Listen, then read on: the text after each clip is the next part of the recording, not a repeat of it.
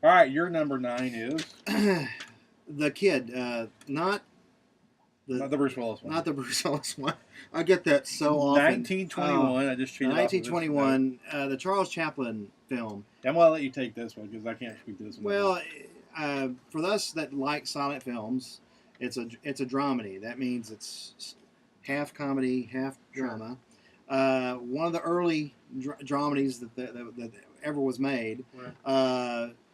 Just such a great story, very personal for the director. Right. And the great thing about Chaplin was always the way he was able to convey complex ideas in the simplest way, and also cut through any of that complication and get to your heart and just really just lead you to unexpected places. Nobody. I mean, Chaplin, in my opinion, is the best director ever, and so it's just a truly special movie.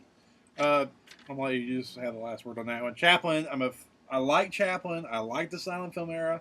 I never embraced it like you did. In fact, my knowledge of it is probably 1/20th that you have of the era. I just, for whatever reason, when I would look at it, it just never grabbed me like it grabbed you. Do I appreciate it? Yes. Do I enjoy a lot of it? Yes. Did I fully embrace it and make it part of my film history? No, I just didn't. It just didn't connect with me that way. But I appreciate it. So, all right, my number 9, Kill Bill Volume 1. I felt Tarantino needed to be on my list because he's such an inspiration for me in terms of the writing for the film work that I do. Back, you see the poster, Wounded and Thought on Chain, back there. Shameless plug.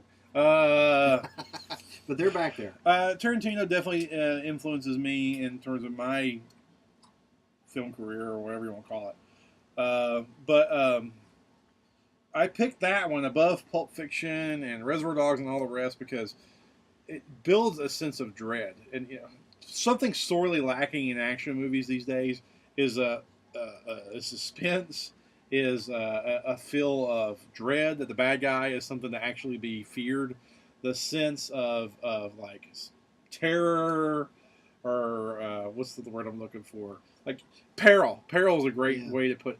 There's like most action movies now, like you watch the Transformers movies, and I like them for the most part, but there's no sense of peril at all. Like you have no doubt that the good guys are going to win. You know what I mean? There's no sense that, oh, this might not work out all that great. And there's no sense of peril or urgency about modern action films. Kill Bill Volume 1, when she fights the 88s, right? Yeah, the crazy 88s. Yeah, the crazy 88s. I mean, that whole sequence building up in the tea house is the first time I watched that, I was almost sick to my stomach. Really, because I'm like, I was scared to death. I was scared to death what she was fixing to have to face and go through. Scared the crap out of me. And it takes a lot for me to get into a movie on that deep a level.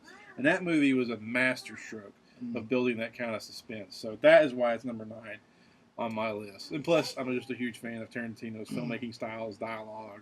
And that, to me, was his crescendo in a lot of ways. I think it's a great movie, too.